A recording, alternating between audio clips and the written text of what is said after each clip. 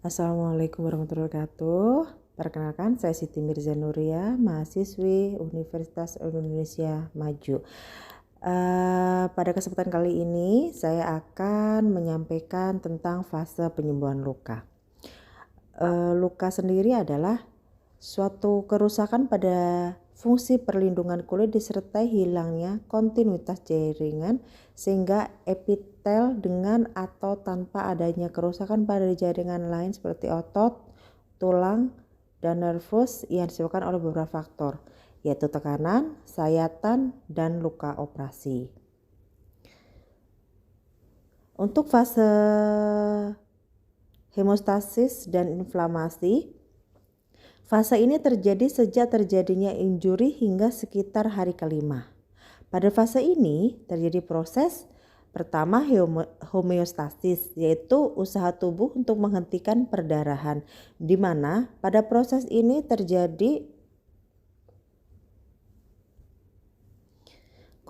kontriksi pembuluh darah atau vasokonstriksi, agregasi platelet, dan pembentukan jala-jala fibrin, aktivitas serangkaian reaksi pembekuan darah. Kedua, inflamasi, di mana pada proses ini terjadi peningkatan permeabilitas kapiler dan vasodilatasi yang disertai dengan migrasi sel-sel inflamasi ke seluruh luka, proses penghancuran bakteri dan benda asing dari luka oleh neutrofil dan makrofag. Fase yang kedua adalah fase proliferasi, yaitu fase berlangsung sejak akhir fase inflamasi sampai sekitar 3 minggu. Fase proliferasi disebut juga fase fibroplasi. Angiogenesis adalah proses pembentukan kapiler baru yang distimulasi oleh TNF-A2 untuk menghantarkan nutrisi dan oksigen ke daerah luka. B. Granulasi, yaitu pembentukan jaringan kemerahan yang mengandung kapiler pada dasar luka atau jaringan granulasi. Fibroblast pada bagian dalam luka berproliferasi dan membentuk kolagen. Pada fase proliferasi ada juga kontraksi. Pada fase ini tepi-tepi luka akan tertarik ke arah tengah luka yang disebabkan oleh kerja myofibroblast sehingga mengurangi luas luka. Proses ini kemungkinan dimediasi oleh F3G yang D. Reepitasi. Proses reepitasi merupakan proses pembentukan epitel baru pada permukaan luka.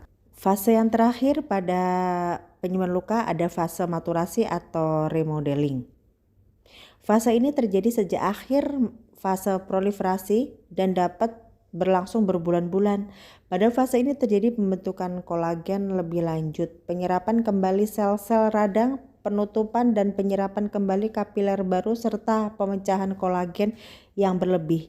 Selama proses ini, jaringan parut yang semula kemerahan dan tebal akan berubah menjadi jaringan parut yang pucat dan tipis. Pada fase ini juga terjadi pengerutan maksimal pada luka. Jaringan parut pada luka yang sembuh tidak akan mencapai kekuatan renggang kulit normal, tetapi hanya mencapai 80% kekuatan renggang kulit normal. Terima kasih. Sekian yang telah saya sampaikan tentang fase penyembuhan luka. Semoga bermanfaat. Terima kasih.